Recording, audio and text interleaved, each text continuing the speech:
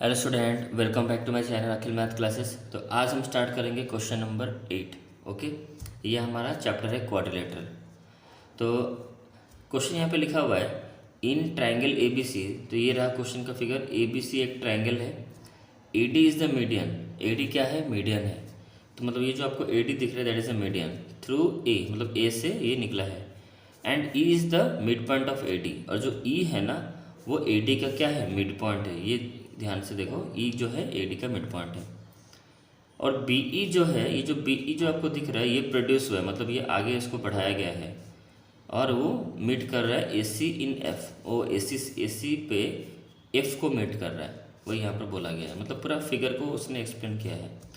Proof that A F equal to 1/3 A C. तो हमें proof करना है कि ए एफ जो है, मतलब हमें ये प्रूफ करना है कि जो ए एफ है ये 1/3 ए सी है। ये हमें प्रूफ करना है। ओके, तो कैसे करें इस क्वेश्चन को? ध्यान से देखो। तो सबसे पहले एक चीज़ यहाँ पर आप नोटिस करो कि यहाँ पर क्या लिखा हुआ है। पहला तो मैं पहले ये मेंशन हो गया है कि भाई ई हमारा मिड पॉइंट है। ई हमारा मिड पॉइंट ये पहले मेंशन हो गया हमारा कि E is the mid point. ई हमारा क्या है? मिड पॉइंट है। समझना इसको ध्यान से। ई हमारा मिड पॉइंट पहले से क्वेश्चन में मेंशन हो गया हमें। और यहाँ पर ए डी जो मीडियन है तो इस पे है ए डी जो है। मीडियन क्या होता है कि एक लाइन, मतलब एक पॉइंट से एक पॉइंट है, मतलब ए है, ठीक है, उसके ऑपोजिट में जो साइड है, कौन सा साइड है? ए पॉइंट के ऑपोजिट में कौन सा साइड है? बी सी साइड है हमारा। तो वहाँ से एक लाइन निकलेगी और बीचों बीच यहाँ पर जाएगी, उसको हम बोलते हैं मीडियन। तो मीडियन क्या करती है? इसको डिवाइड कर देगी। इसका मतलब D is the mid point of B C. हमें और एक रिजल्ट मिला that the A D is the median of the triangle. तो हमें मिला कि भाई डी जो है वो मिड पॉइंट है बी सी का। तो हम यहाँ पर लिख देंगे, पहले ई को लिख लेते हैं, E is the mid point of A D. और हमें और एक रिजल्ट मिला कि D is the mid point of B C. D is the mid point of B C, mid point of B C.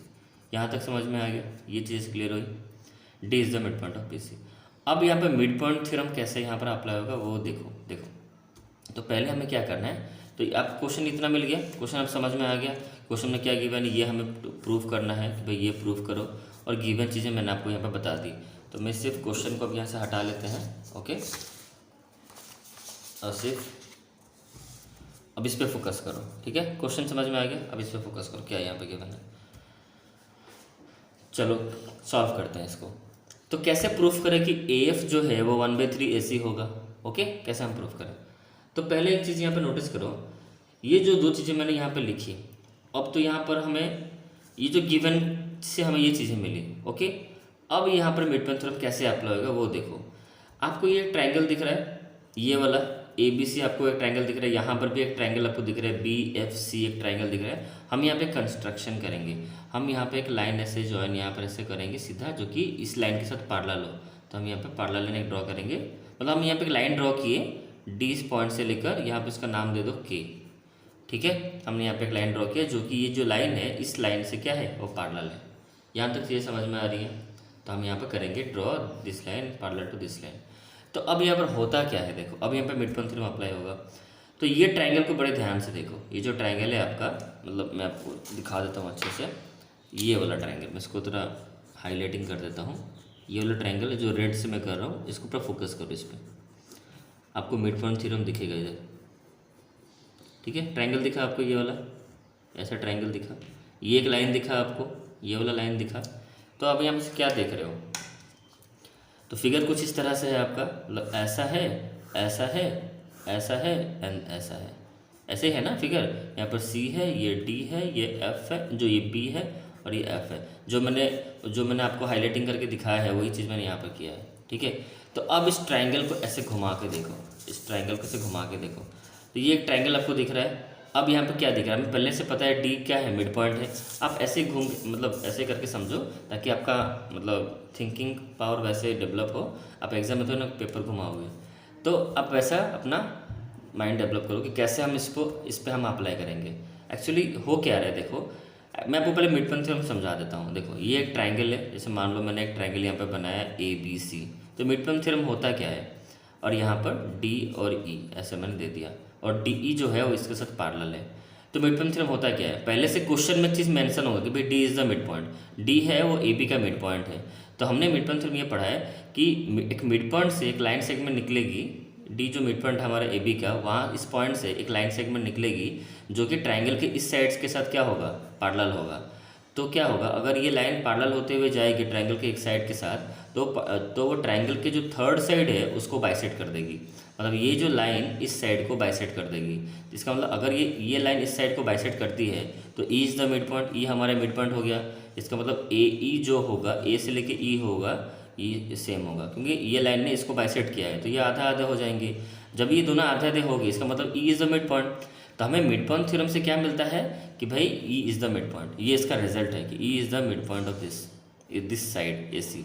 तो यहाँ पर भी कुछ वैसे ही होने वाला है। ये आपको ट्राइंगल दिख रहा है, सी एफ बी एक ट्राइंगल है, डी हमारा मिड पॉइंट है इस साइड का मिड पॉइंट है, और यहाँ से लाइन निकल रही है जो कि इस ट्राइंगल के इस साइड से साथ पैरेलल है। तो ये बच्चों ये लाइन सेगमेंट क्या करेगी, ट्राइंगल के इस साइड को क्या कर देगी, बाइसेक्ट कर देगी। अगर ट्राइंगल की इस साइड को बाइसेक्ट करती है तो इसका मतलब के जो है आपका मिड पॉइंट है किसका, एफ सी का। देखो वही चीज़ यहाँ पर अप्लाई हो रही है, K is the mid point of F C. अगर K is the mid point of F C है, इसका मतलब तो यहाँ हमें और एक रिजल्ट मिला। दो चीज़ें तो हमें क्वेश्चन से मिल ही रही थी, और एक चीज़ हमें यहाँ पर क्या मिला, K is the mid point of F C. ये हमें मिड पॉइंट थ्योरम से मिला, K is the mid point of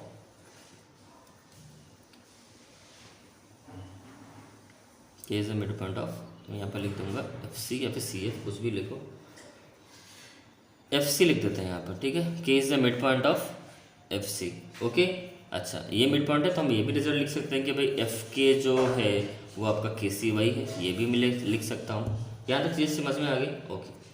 तो अब यहाँ पर क्या होता है, ये बराबर है इसके साथ, और पहले से हमने मेंशन किया हुआ है ये चीज़ें कि E is the mid point of A D. तो इसका एक रिजल्ट लिख लेते हैं हम कि अगर ई जो मिड पॉइंट है, ठीक है, ई इज़ द मिड पॉइंट, यहाँ एक है ई क्या है, मिड पॉइंट है ए डी, तो आप लिख सकते हो कि ए बराबर है ए डी के साथ। मैं इसका रिजल्ट लिखता हूँ, D is the mid point of B C, तो इसका मैं रिजल्ट लिखता हूँ, कहाँ गया डी, तो बी डी। अब चाहे दोनों के लिख सकते हो, B D equal to D C, यहाँ पर लिख दो कि ए ई बराबर है आपका ई डी के साथ। ये तो समझ में आ ही रहा होगा आपको, ओके।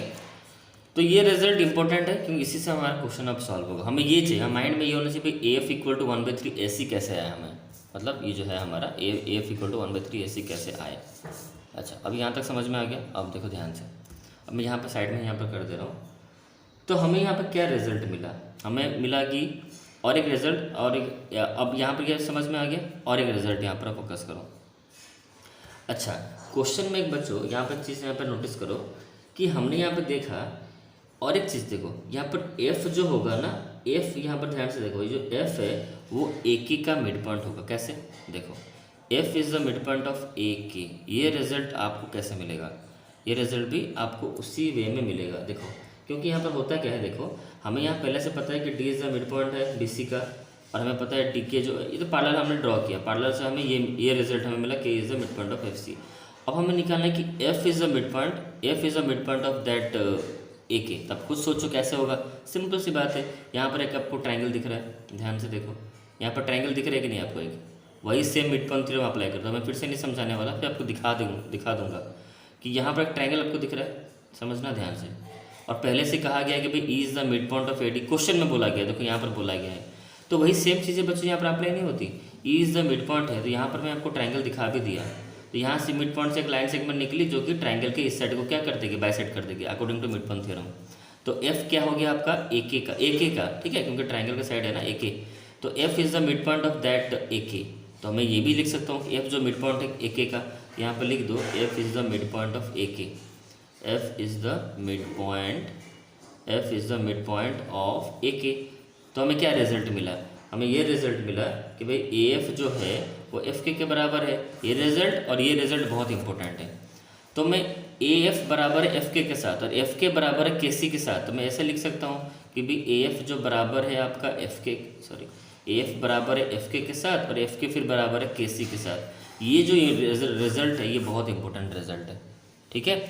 तो इससे आपको क्या मिला कि भाई ए एफ बराबर है एफ के साथ, एफ के बराबर है के सी के साथ, ये हमें रिजल्ट मिला। मतलब ये तीनों आपस में क्या है, बराबर है।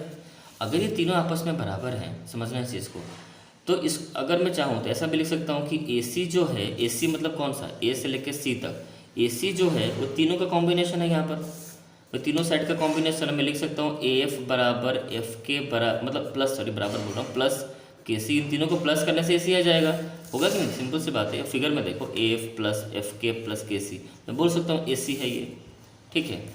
तो अब यहाँ पर एक सिंपल सी बात है, हमें चाहिए क्या? हमें ए सी चाहिए, हमें ए एफ इक्वल टू ऐसा चाहिए ना हमें। तो हम यहाँ पर क्या करेंगे, ऐसे लिखेंगे, सबको ए एफ मैंसन कर देंगे। भाई मुझे पता है एफ के बराबर ही ए एफ है, तो यहाँ पर भी ए एफ लिखो, यहाँ पर भी ए एफ लिखो, यहाँ पर ए सी इक्वल टू, तो ए सी इक्वल टू कितने बार हो गया? 3 टाइम्स ऑफ ए एफ हो गया यहाँ पर, 3 टाइम्स ऑफ ए एफ। बस इसी रिजल्ट को सॉल्व कर दो, A C equal to 3 times of A F. तो हमें से 3 को इधर ले आओ तो डिवाइड हो जाएगा, ए सी बाई 3 हो गया इक्वल टू ए एफ। तो ये तो मिल गया हमें रिजल्ट। इस चीज़ को मैं चाहूँ तो ऐसा भी लिख सकता हूँ, F equal to 1/3 A C. तो ये हमें आंसर मिल गया, ये हमारा प्रूफ हो गया। ओके, अब इसका रहा स्टेटमेंट कैसे लिखना है आपको। तो स्टेटमेंट यहाँ पर मैंने समझाया हुआ है, अच्छे से समझाया हुआ है स्टेटमेंट, ध्यान से देखो। पूरा स्टेटमेंट मैंने यहाँ पर लिख दिया है। ये रहा आपका फिगर, कंस्ट्रक्शन, गिवन सोल्यूशन यहाँ पर से स्टार्ट है।